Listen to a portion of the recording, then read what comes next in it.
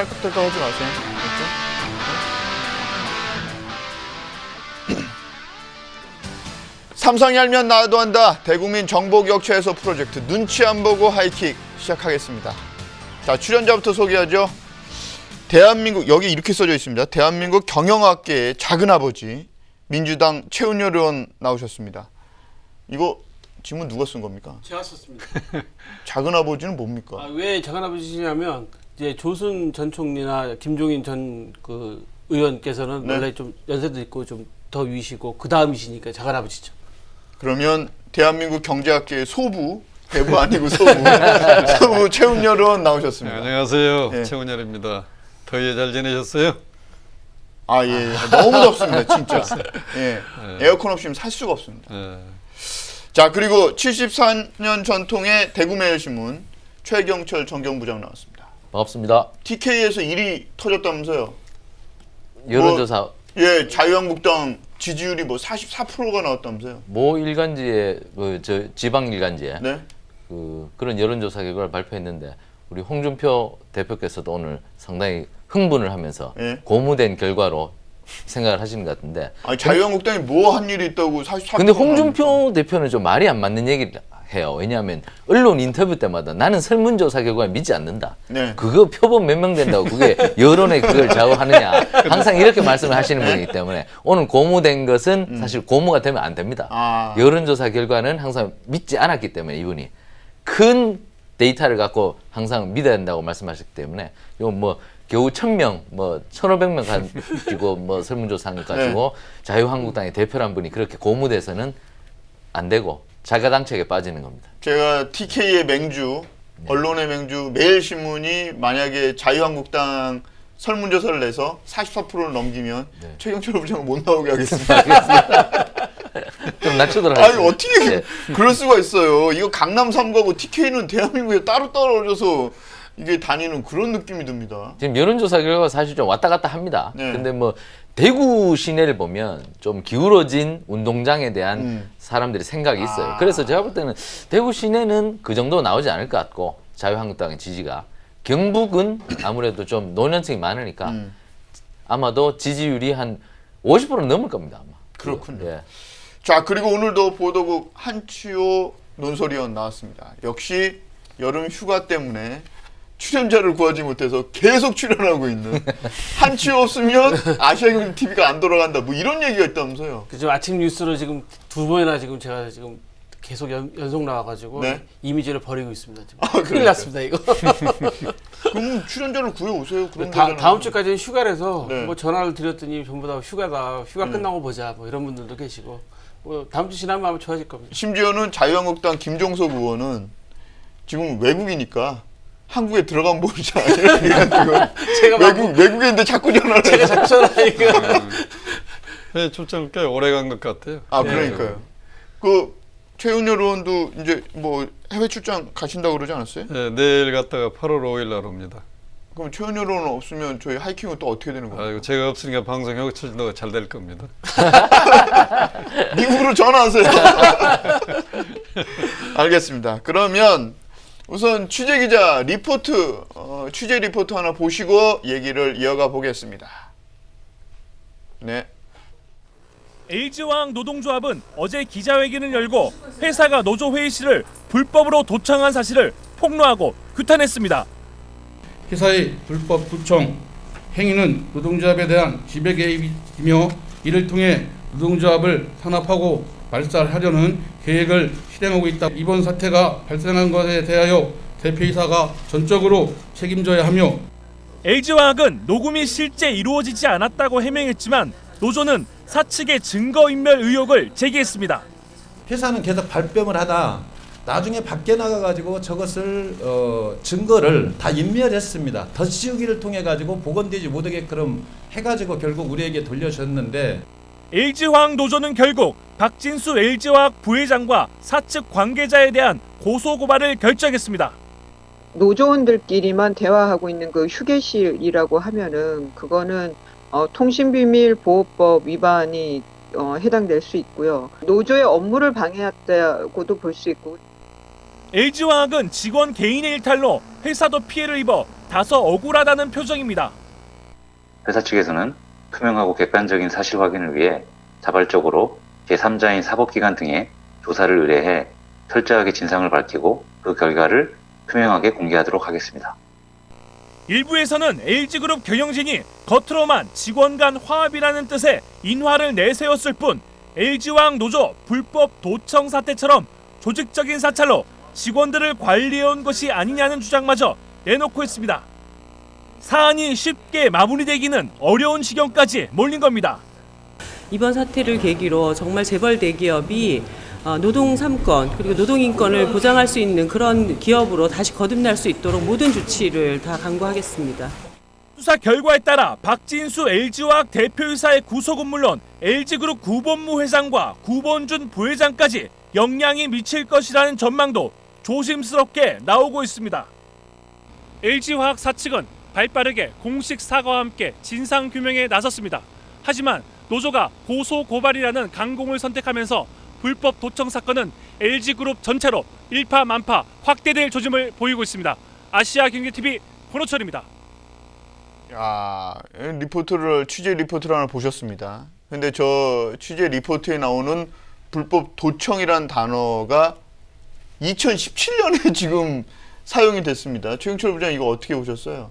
도청은 원래 한 20-30년 전부터 우리 국정원이 아주 많이 했던 그런 수법인데 예, 이제 LG화학까지 2017년도에 이걸 네. 하는 거 보니까 세상이 다시 거꾸로 가고 있는 것처럼 보여서 사실 이 리포트를 보고 상당히 전 한편으로는 뭐 충격적이지만 한편으로는 좀 우습습니다. 예, LG화학처럼 이 대기업에서 저런 행동을 할 수 있다는 것에 대해서 어쨌든 이것은 뭐 노조에 대한 분명한 그 업무 방해이고 그다음에 노조의 권리를 그 침해한 것이기 때문에 뭐 사법기관에서 그리고 노동청에서 근로감독관이 나와서 명백한 그 노조에 대한 그 위법적인 네. 행동에 대해서 시시비비를 가려야 된다고 생각합니다. 지금 뭐 LG화학의 한 사원의 일탈 행위다 이렇게 LG그룹 측은 이야기하고 있거든요. 어떻게 보면 그 해명 자체가 아니 그 사람이 잘못해서 우리 그룹이 지금 피해보고 있는 거다. 좀 나름 억울하다 이런 느낌의 사과문과 해명이었단 말이죠. 아무리 간이 커도 일개 직원이 위에 상부에 보고를 하지 않고 저런 도청 장비 저게 뭐 싸지도 않을 건데 저렇게 고가의 장비를 갖고 왔는데 그게 무슨 직원 혼자서 할 수 있겠습니까? 설사 직원이 개인적인 판단을 했다 하더라도 회사에서는 법적인 책임은 회사가 법인이 져야 되는 것이죠. 그것을 직원한테 떠넘긴다는 건 더 코미디 같은 행동입니다. 진짜 더 코미디는요. 저 장비가 일제랍니다. LG전자께. LG전자께 아니고 일제랍니다. 근데 굉장히 고성능이라고 하더라고요. 그러니까 뭐 저걸 설치하고 나서 벽 뒤에 있으면 바로 거기서 이야기하는 게 다 들리고 30m까지 무선으로 수신이 되는 그런 고성능 뭐라고 도청 장치라고 해야 되나요? 아니면 녹음기라고 해야 되나요? 뭐 그런 거죠. 21세기 이런 대명천지에 그런 지금까지 우리나라 이미지가 좋은 LG그룹에서 이런 일이 일어났다는 게 정말로 가슴이 아픕니다. 그리고 이런 일이 발생했을 때 수습하는 방법이 너무나 구태연하다. 직원 한 사람의 일탈로 마무리 지으려고 하는 그런 자세, 그게 더 한심한 것 같아요. 정치인들도 무슨 일을 저지르면 일단은 발뺌하고 보잖아요. 그렇죠.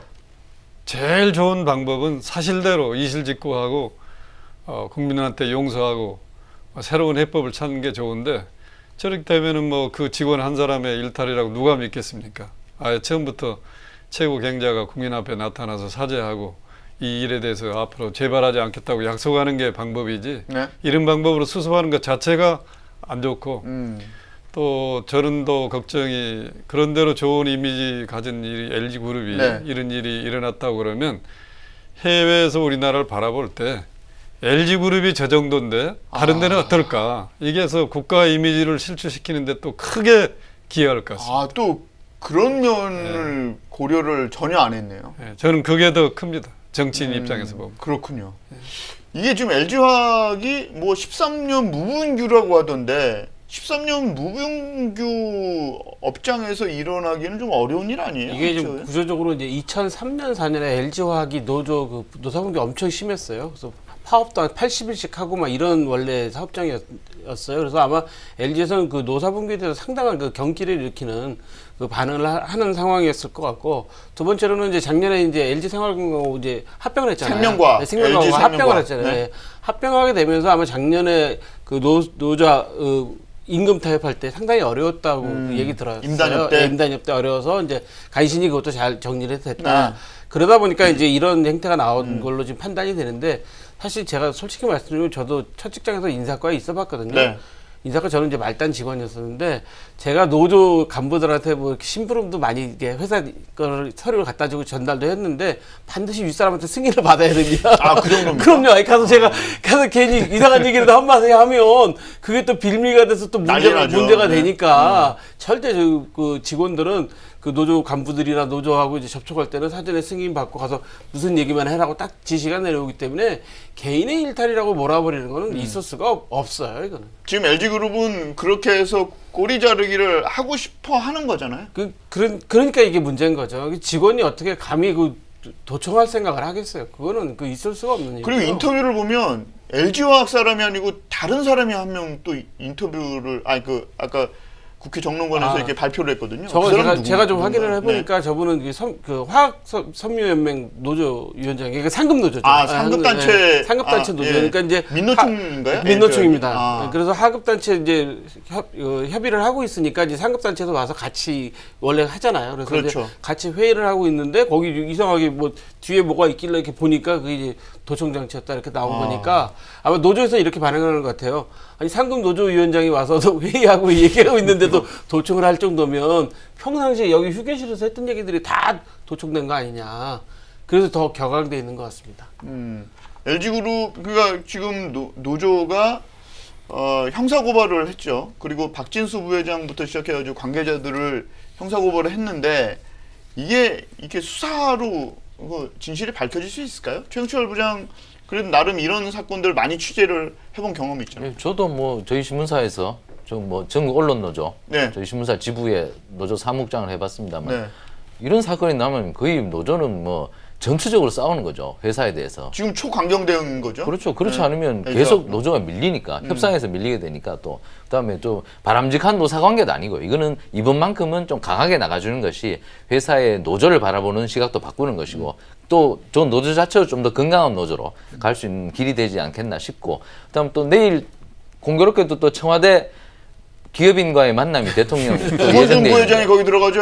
구본무 회장님이 못 가시고 네, 구본준 부회장이 간다고 그러니까요. 통보를 했는 걸 맞습니다. 봐서는 저기 국회 정론관 저 기자회견이 상당히 좀 구본무 회장님한테는 조금 큰 충격을 주지 않았나. 아니 근데 생각해 보세요. 문재인 대통령이 캐치프레이즈가 그거 아니에요? 일자리 대통령.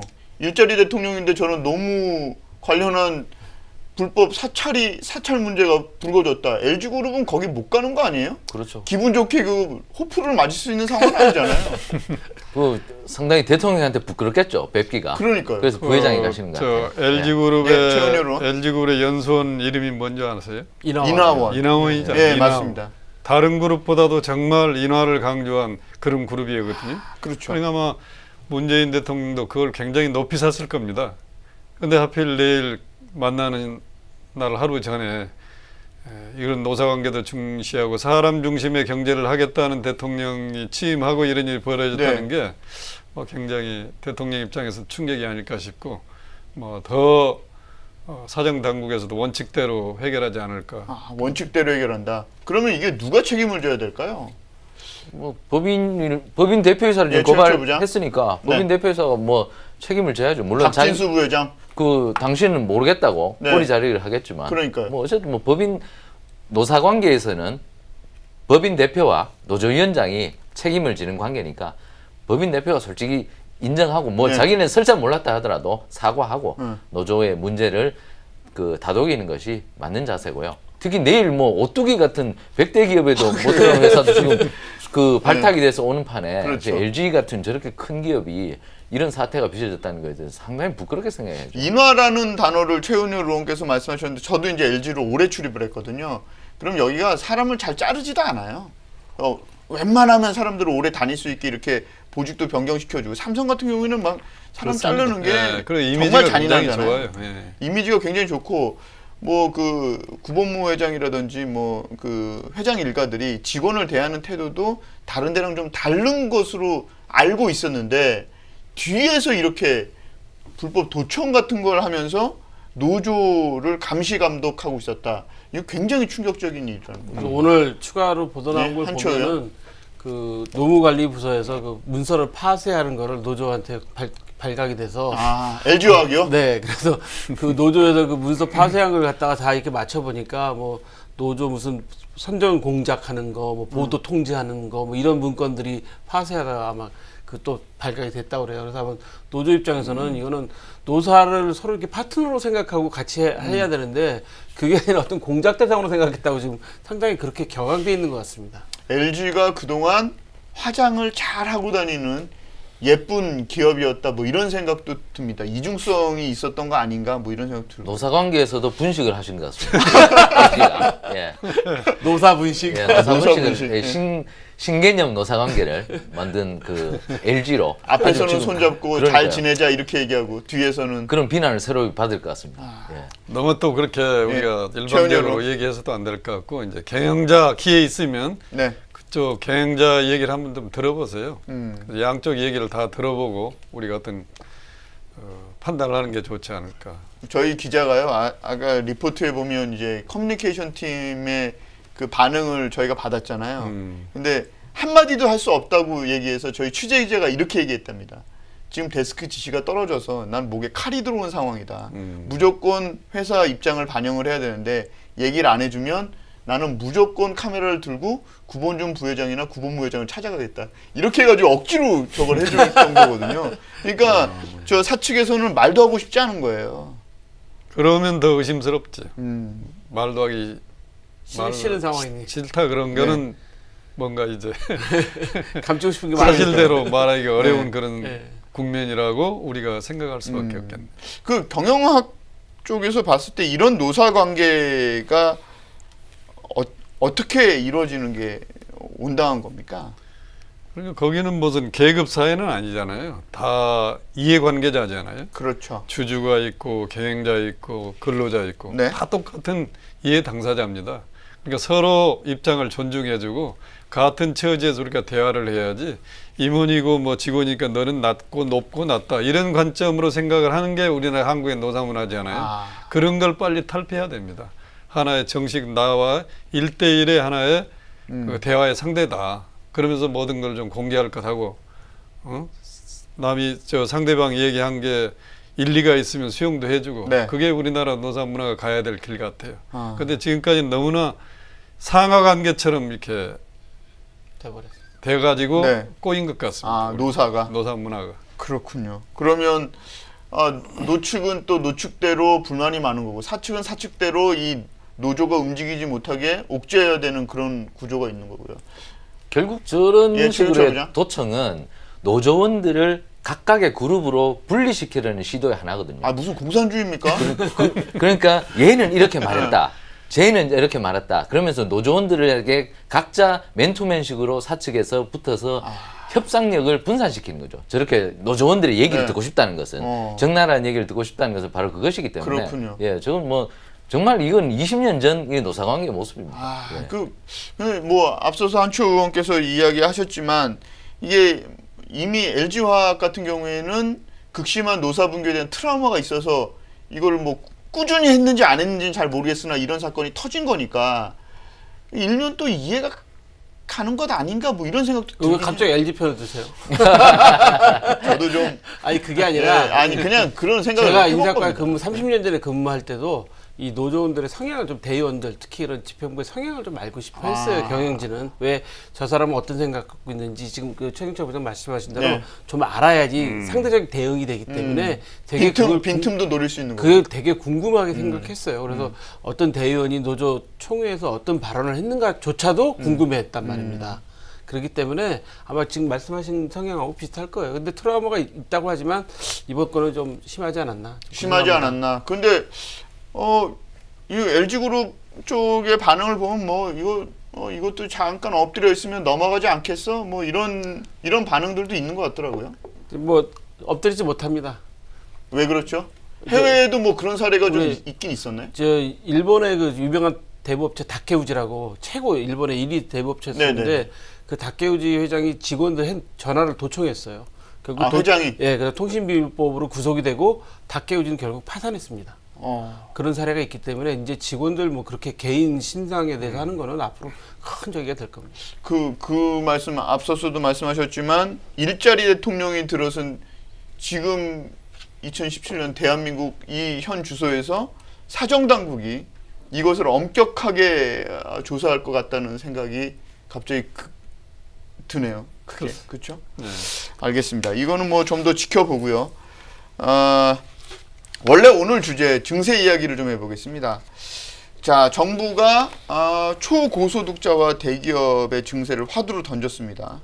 근데 재밌는 것은요.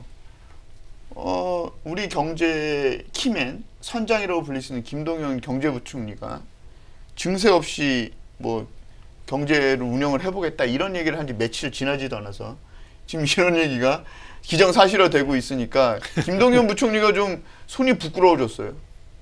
정말 이 좀 허수아비 부총리 아니에요? 허수아비 부총리? 최근철 부장. 지금 청와대가 너무 많은 것을 하려는 의지와 그다음에 패기가 너무 앞서서 좀 청와대가 지금 모든 걸 좀 이끌어 나가는 편이죠.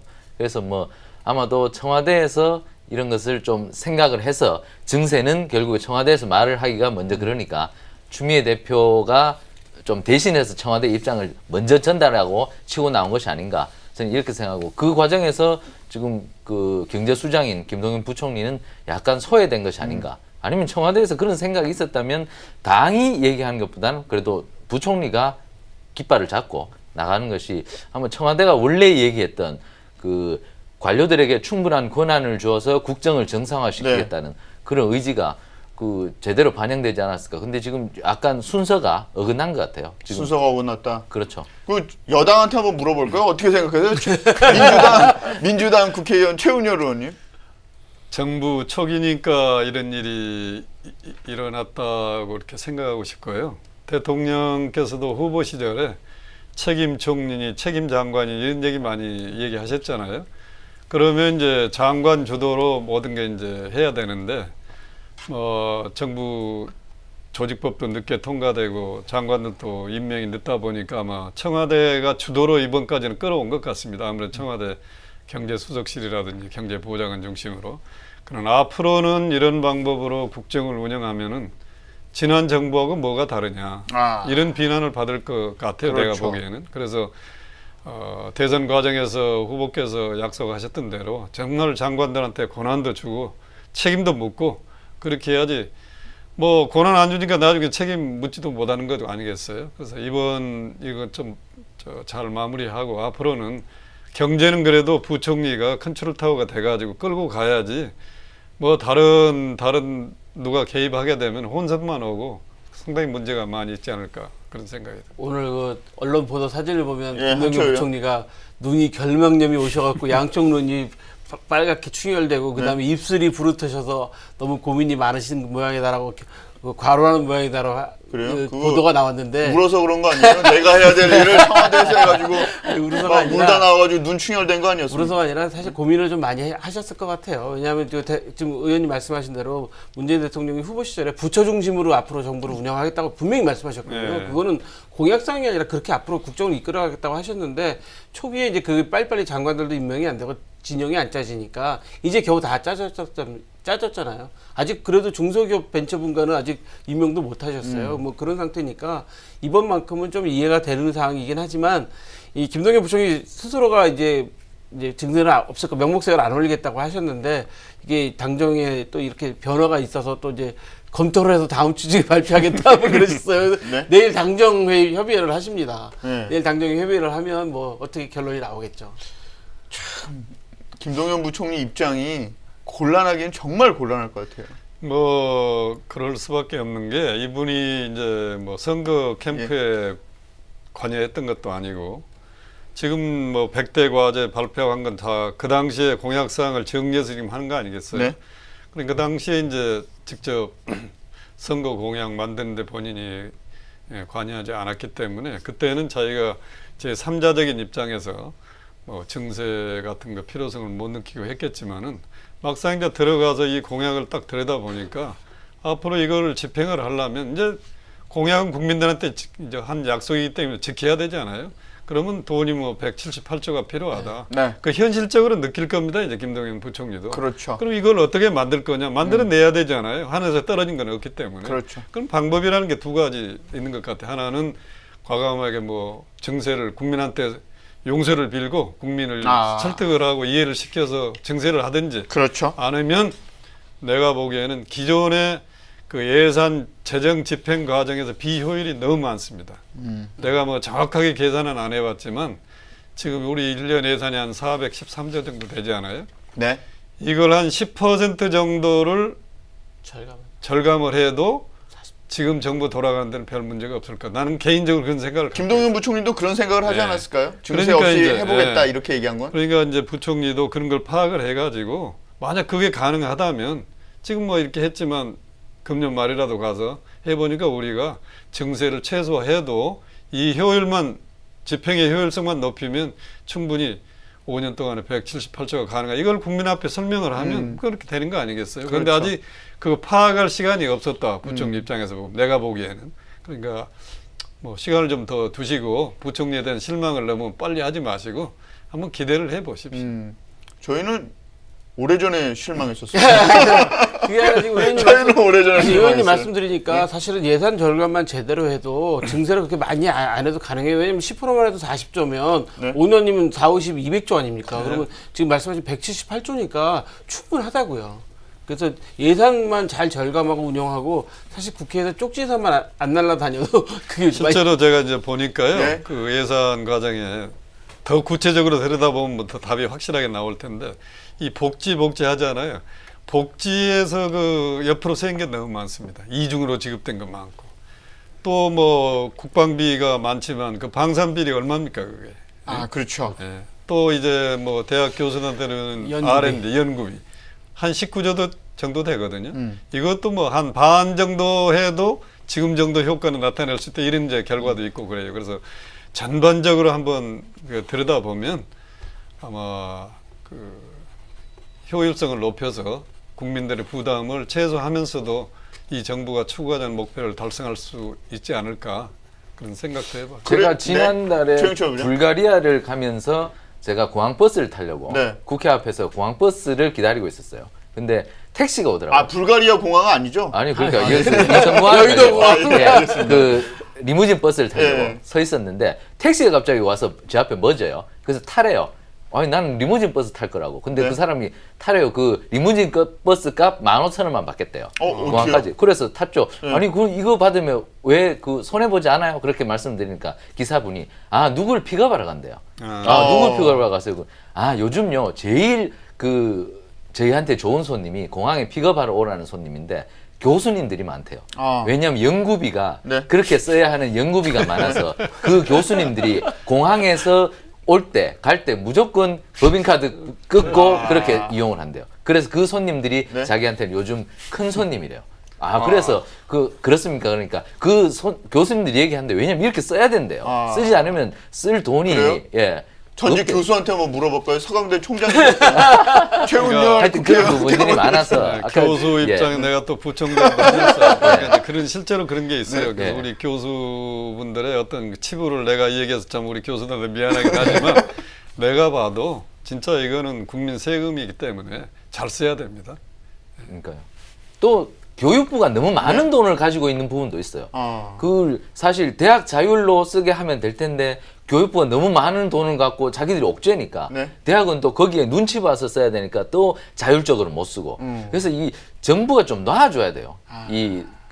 정부도 아껴야 되지만 줄 테면 과감하게 대학도 자율권을 갖고 쓸 수 있도록 정말 그 차비로 이렇게 많이 써서는 안 되지만 그러니까 자율권이 없기 때문에 결국엔 차비로 쓸 수밖에 없는 거 아닙니까? 그렇죠. 지방자치단체에 대한 중앙정부의 그 재정 통제권도 그렇거든요. 과감하게 넘겨서 쓸 테면 마음대로 쓰라고 주는 오늘 것이 우리 최 부장님이 네. 주제와 다른 대학 교육 얘기를 하셨으니까 진짜 네. 좋은 말씀하셨는데요. 우리나라 교육부 수준으로 보면 대학을 이렇게 지시하고 뭐할 능력이 없습니다. 그렇죠. 그러니까 대학 경영에 대해서 손 떼는 게 대한민국의 교육이 사는 길이다. 나는 그렇게 생각해요. 그런데 말입니다.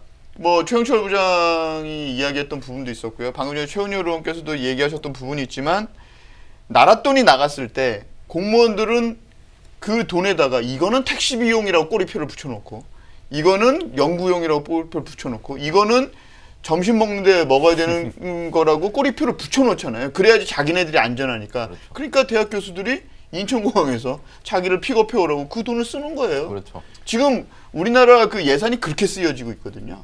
아니 지금 제가 정부 사업을 네. 따서 한철이요? 일하시는 분들 말씀 들어보면 네. 정말 정부 사업 따서 예산 그 쓰기가 쉽게 말해서 더럽다고 합니다. 네. 왜냐하면 지금 말씀하신 다 정해져 있어요. 회의비는 전체의 10%, 뭐 교통비 몇 프로, 뭐 이런 식으로 다 정해놓다 보니까 실제로 써야 될 돈을 제대로 못 쓰고 그거에다 맞춰서 써야 되다 보니까 따로 쓰면 유용이 됩니다. 유용이 되니까요. 그것도 증빙을 또 일일이 다 맞춰야 돼요. 그렇죠. 증빙을 또 안 맞추면 또 그 쓸 수가 없는 돈이다 보니까 이게 조금 그런 것도 좀 총액제로 하든지 해서 책임제로 좀 해야 될 것 같은데 예산을 그러니까 좀 절감하는 방법. 그런 것 자체에 손을 떼라는 거죠. 그렇죠. 예. 그렇죠. 연금이 얼마 주고 진짜 결과가 나오도록만 하면 되지. 그렇죠. 자기들은 무슨 근거로 이 항목에는 얼마 써라, 저 항목에는 얼마 써라. 이게 전부 정부의 규제거든요. 공무원들의 그게 자기들의 힘입니다. 힘. 맞습니다. 대학을 이렇게 컨트롤하는. 사실 국민의당 안철수 후보는 지난번 대선 공약 때 교육부를 없애야 된다고 공약을 했었죠. 교육부가 예산이 엄청납니다. 그러니까 대학을 좌지우지하고 대학의 문을 닫게 하고 말고는 교육부의 돈으로 좌지우지하는 거거든요. 그렇죠. 그러니까 안 후보께서는 자기도 R&D 개발 자금 아마 네. 타봤을 겁니다. 코피 났을 겁니다. 그 돈 그렇죠. 받고 쓰느라고. 영수증 붙이려고 그러니까요. 손에 그런 거 다- 경험해본 네, 사람은 과감하게 중앙부처를 없애라고 혁명적으로 말해버리는 거죠.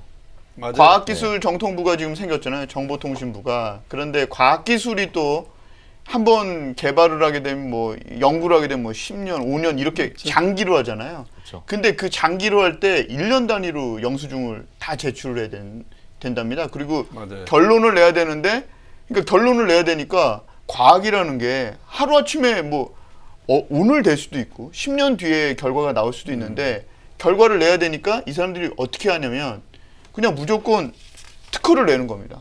그래서 그게 결과인 거예요. 거기 뒤에 영수증 다 붙어 있고. 근데 나중에 봤더니 이건 쓸 수가 없는 장롱 특허인 거예요. 지금 우리나라 과학에 들어간 예산도 엄청난 그렇죠. 돈이 세금이 거기 들어가고 있는데 그런 식으로 다 허비되고 있는 거거든요. 이번 예산에서는 의원님이 네? 철저히 예산 심의를 잘 하셔서 막아주실 겁니다. 걱정 안 하셔도 됩니다. 일단 중세의 화살은 쏘아졌다 이렇게 보면 되는 거죠. 초연으로. 그렇죠. 그런데 네.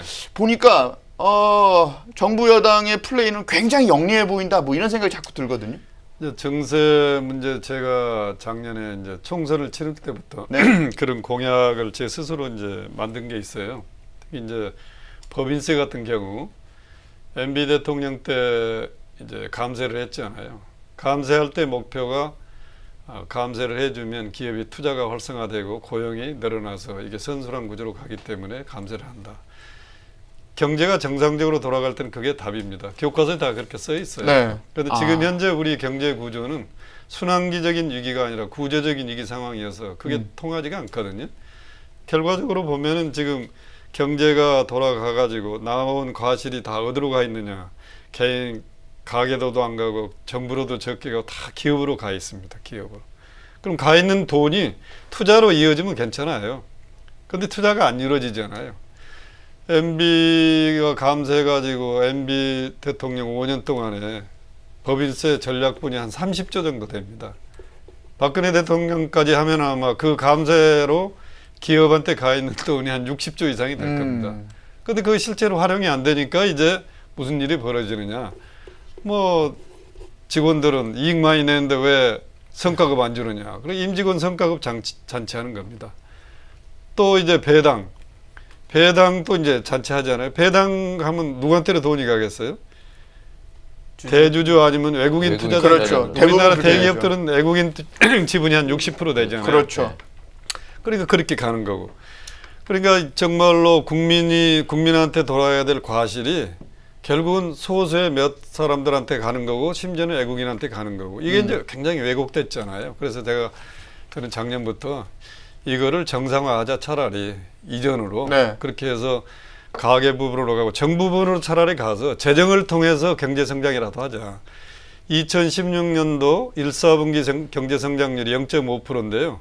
민간이 기여하는 건 0%입니다. 그래요? 재정의 덕으로 0.5%도 한 거예요. 돈을 풀어가지고 그렇죠. 정부가 돈 풀어서 그러니까, 그거라도 된 거라는 그렇죠. 거죠. 그러니까 재정이라도 좀 넉넉하면 그런 일이라도 할 수 있는데 기업이 지금 돈을 가지고 있으니까 움직이지가 않는 거예요. 그런데 말입니다. 법인세를 만약에 올린다. 지금 뭐 정상화로 표현하셨지만 네. MB 정부 시절에 그 정도 수준의 법인세율로 올리면 우리 기업들이 그럼 해외로 나갈 거야 이렇게 엄포를 놓고 있단 말이죠. 뭐 법인세만 가지고 움직이지는 않을 것 같고요. 네. 지금 뭐 명목세율이 이제 22%에서 뭐 2천억 이상인 기업에 대해서 25% 한다고 하지만 그렇죠. 지금 현재 우리나라 상장 기업들의 평균 실효세율, 실제로 기업이 네. 부담하는 세율은 네. 얼마냐? 18%입니다. 와. OECD 28개국 중에 25번째입니다. 네. 예? 미국이 한 39% 정도 돼요. 일본도 29%고. 그러니까 이 실효세율이 사실 중요한 거 아니겠어요? 명목세율보다도. 그런데 요즘 보면 이제 우리 특히 주요 언론에서 네. 정말 너무나 크게 이 문제점만 부각하는 게 나는 상당히 좀 오히려 그게 문제가 있다. 아일랜드가 조세 회피처 아니냐 이런 비난을 받으면서 그 기업들한테 받는 세율이 15%거든요. 근데 우리나라가 지금 18% 정도 법인세, 그러니까 세금을 내고 있다 그러면 우리나라는 기업하기 정말 좋은 나라네요. 그렇죠. 우리나라는 중소기업이나 그 대기업도 일정 네. 부분 수출을 많이 하는 업체는 각종 환급제도가 많습니다. 그렇죠. 그렇기 때문에 뭐 35% 이래도 실제로는 그보다 한 10몇 프로 정도 떨어지죠. 그렇죠. 예. 그러니까 삼성이 한 15% 그렇죠. 정도 네, 내외를 삼성 내는 걸로 그렇죠. 알고 있습니다. 하지만 안 봐주는 게 있죠. 네. 임대소득이죠. 임대소득은 전혀 환급을 안 해주죠. 절반을 때려버리니까 세금을. 그러니까 앞으로 이제 세금을 정말 정상화하기 위해서는 놀면서 받는 세금. 우리 젊은 사람들, 어린애들의 꿈이 그거 아닙니까? 빌딩 주인. 아, 그렇죠. 그 임대소득에 대해서는 지금 과세 당국도 전혀 봐주지 않거든요. 그러니까 임대소득에 대해서는 좀 더 많은 과세를 해도 상관이 없을 거고 그 부분에 대해서도 재경부가 아마 생각을 하고 있을 거예요. 임대소득의 그 과세 비율을 더 높이는 것들. 그러니까 기업체에 대해서는 지금처럼 좀 많이 깎아주는 편이죠. 그러니까 앞으로는 놀고 먹는 사람들에 대한 과세를 좀 더 강화할 필요가 있지 않은가. 특히 그 타겟은 바로 임대소득자들이다. 강남에 저 아파트 많이 갖고 있는 사람들 엄청나지 않습니까? 그죠? 그분들도 임대소득 저것뿐만 아니고 또 그분들 공통적으로 또 빌딩이 많아요. 빌딩이 많아서 사실 다운계약서도 많이 쓰지만 근데 요즘 과세 당국이 추적을 많이 해서 그 다운계약서는 많이 근절이 된 것 같더라고요.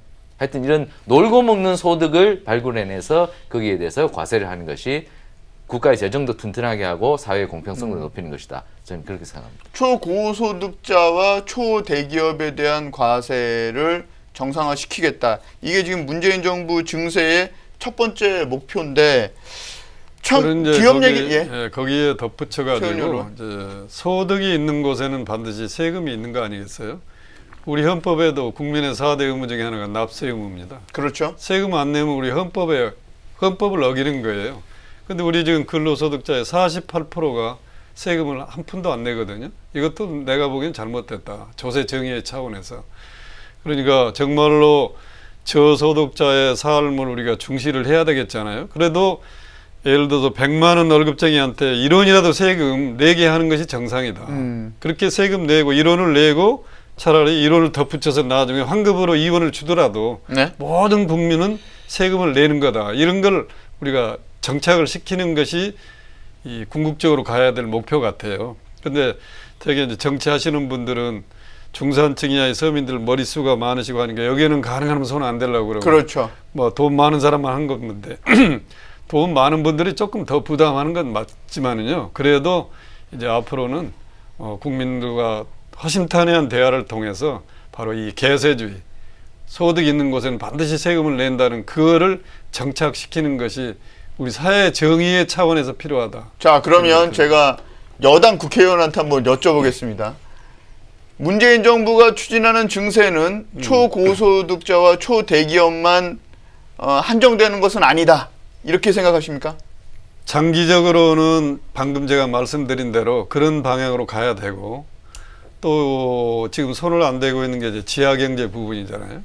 민간경제연구소 같은 데서 저 발표 자료를 보면은 우리 GDP 한 20% 남짓 지하경제라고 그래요. 네. 이 부분도 손 대야 됩니다. 근데 정치인들이 내가 보기에는 무책임이에요. 손을 안 대려고 그럽니다. 어느 정부든지. 그러나 그렇죠.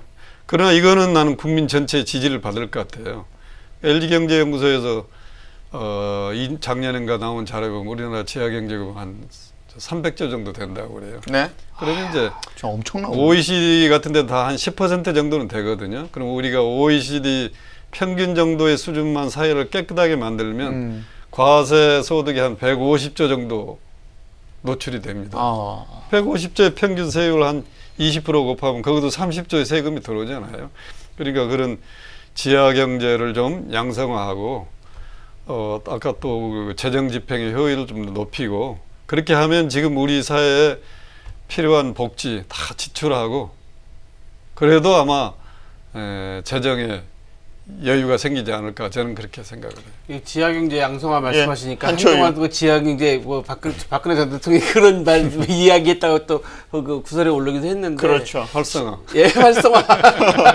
말 잘못해가지고 지하 경제였어. 이게 좀 헷갈릴 수도 있는데 네. 사실 이제 의원님 말씀하신 대로 좀 그런 대로 좀 철저하게 좀 양성화 시켜서 차라리 나오게 만들어야 돼요. 이게 왜 그러냐면 사람들이 대부분 심리적으로 다 감추려고 하거든요. 그래서 지금 말씀하신 것처럼 강남에 가면 아주 그 돈 있으신 분들은 강남에 아파트 안 삽니다, 사실. 어디서 사요? 그럼? 강북에 있는 아파트 같은 가격에 세 채, 네 채, 다섯 채 사서 그냥 임대사업자 신고해가지고 여기 월세 받는 게 훨씬 더 낫다고 그러는 나 거거든요. 이런 말 해도 되는지 모르겠는데 엄청 짜증나네.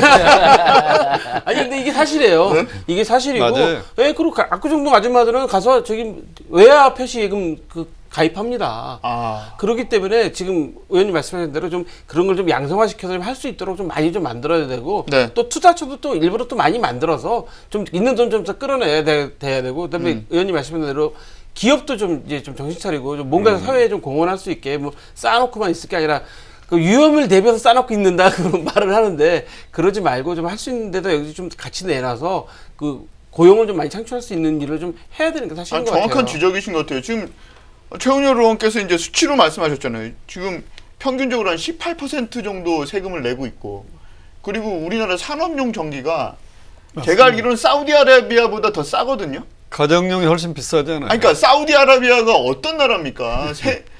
전 세계에서 석유가 제일 펑펑 나는 나라인데 거기보다 우리나라가 전기세가 더 산업용이 더 싼 데서 하면 정말 기업하기 좋은 환경인 거잖아요. 지금까지 그걸 누려놓고 이제 뭔가 국민들한테 돌려주기 위해서 정부가 움직이려고 해서 원래 당신들 내던 만큼만 좀 내봐라 이랬는데 그게 안 된다고 이야기하고 외국으로 나가겠다고 하면 이 사람들 정말 염치가 없는 거죠.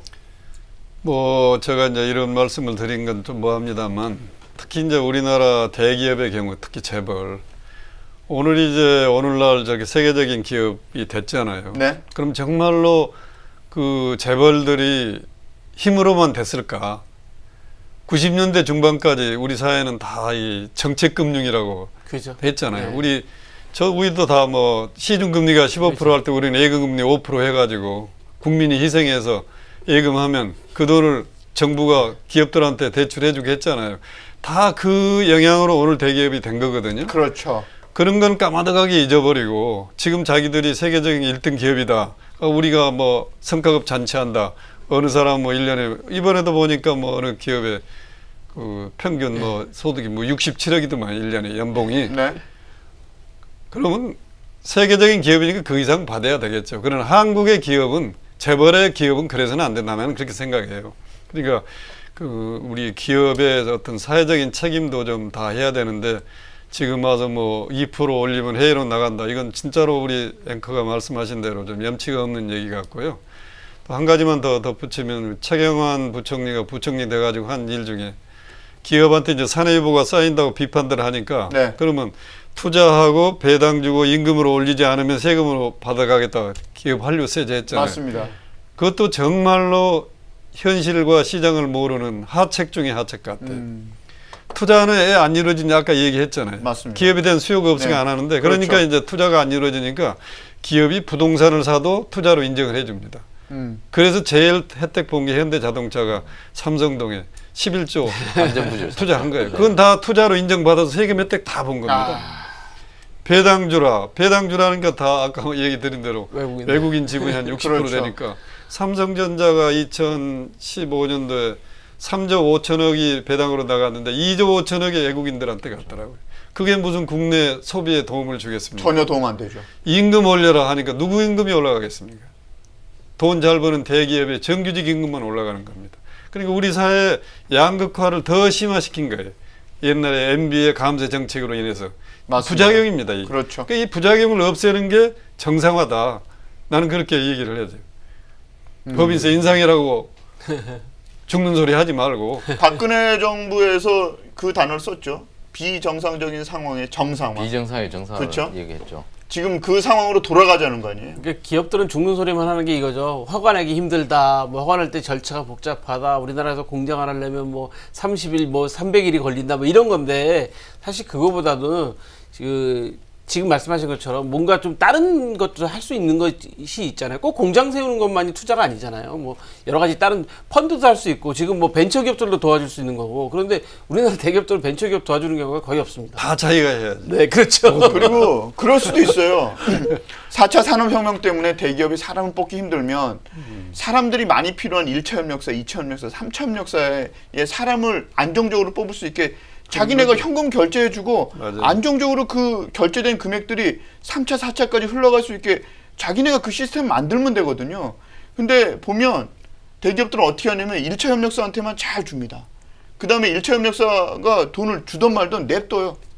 그럼 어떻게 되냐? 2차 협력사, 3차 협력사는 허리띠 졸라매고 돈 받으려고 6개월 어음, 12개월 어음 이런 거 받아다가 깡하고 돈이 안 되니까 또 직원들 월급을 제대로 못 주고 도산하고 이런 악순환이 계속되고 있는 거거든요. 그 사실 우리나라 대기업들이 2차 벤더, 3차 벤더들한테 사실 좀 많이 약탈적이죠. 자기들의 이익은 뭐 엄청나게 불려놓고서 2차 벤더, 3차 벤더는 사실 월급도 주기 힘들 정도로 어렵게 하는 경우가 그렇죠. 있어서 지금 문재인 정부도 더불어 가는 경제 이것을 얘기하지 않습니까? 그래서 2차 벤더, 3차 벤더가 살아갈 수 있도록 대기업이 이제 인식을 바꾸라는 정책을 좀 강력하게 밀어붙일 겁니다. 그렇게 하지 않으면 그 대기업에 대해서는 증세라든가 아니면 다른 정책적 수단을 써서 그 대기업이 2차 밴드, 3차 밴드에까지 돈이 물처럼 흘러갈 수 있도록 그런 정책을 한번 쓸 것 같은데 그 부분에 대해서는 아주 좋은 거죠. 왜냐하면 국민경제가 저 바닥까지 좀 더 튼튼해질 수 있는 기반이 닦이니까 그 부분에 대해서는 좀 정책적으로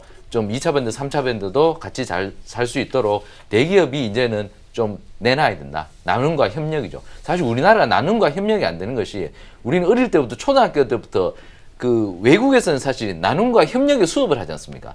내가 과제를 갖고 오고 옆에도 과제를 갖고 와서 이렇게 모여서 그룹핑을 해서 수업에 결실을 맺고 그래서 그 생각을 자기 스스로 정리해서 가져가는 그런 교육이 어릴 때부터 되지만 우리나라는 바로 주입식이지 않습니까? 자기 혼자 하는 공부, 남을 바라보지 않는 공부. 그러니까 어릴 때부터 저는 그런 교육이 우리가 계속 바뀌다 보니까 자기가 돈 벌어도 난 지갑 열지 않고 그다음 내가 짜장면 먹으면서 벌었는데 네가 왜? 이런 식으로 해서 절대 남을 돌아보지 않고 문을 닫아버리는 그런 경제. 그 부분에 대해서 문제가 있으니까 그 부분은 우리가 중소기업과 같이 갈 수 있는 정책은 반드시 필요하다. 저는 이렇게 이번에 그 100대 과제에 예. 그런 게 다 들어있어요. 들어있죠. 특히 이제 공정거래법을 좀 개정하고 이런 내용들이 있기 때문에 앞으로 뭐 그런 건 시장에서 좀 정리가 잘 되지 않을까 싶습니다. 증세 문제 말씀 시작하셨으니까 좀 마무리 좀 해주실 수 있겠어요? 그러니까 이제 아까 이제 법인세 얘기는 이제 그 정도 했고요. 네. 이제 개인소득세도 제가 작년에 이제 정책위에 있으면서 5억 이상 구간에 대해서는 이제 40% 구간 하나 만들었었어요. 그런데 이번에 이제 그거를 5억 이상에 대해서는 뭐 42%로 하고 네. 이제 3억 구간을 해가지고 1억 5천에서 3억까지 이제 30% 하겠다 지금 아니죠 38%고 40%를 하겠다 그러더라고요. 그래서 그것도 제가 보기에는 이제 우리 사회가 너무나 양극화가 이렇게 벌어져 있기 때문에 권력도 가진 자, 또 경제력도 좀 여유가 있는 분들, 명예도 좀 명예가 높은 사람들 이런 사람들이 좀 우리 최 부장님 말씀하는데 더불어 같이 살 수 있는 그런 자세를 좀 갖는다는 차원에서 그래서 제가 이제 그 경제력이 좀 뛰어난 분들하고 이런 얘기를 해보면 자기들도 세금은 기꺼이 내겠는데 기분 좋게 내게 해달라. 예? 왜 우리를 도둑놈 취급하느냐 이게 이제 제일 기분 나쁘더라고요. 그래서 앞으로 우리 사회가 정말로 돈 있는 분들이 존경받는 사회가 되어야 그게 진짜 자본주의가 되는 겁니다. 근데 우리 사회는 돈 있는 분들을 존경하지 않아요. 그러니까 돈 있는 분들이 존경을 받으려면 자기 스스로 더 세금도 많이 내고 하면 우리 사회 건전한 알겠습니다. 자본주의 발전을 위해서도 필요하다. 알겠습니다. 자, 눈치 안 보고 하이킥 저희가 준비한 내용은 여기까지입니다. 감사합니다.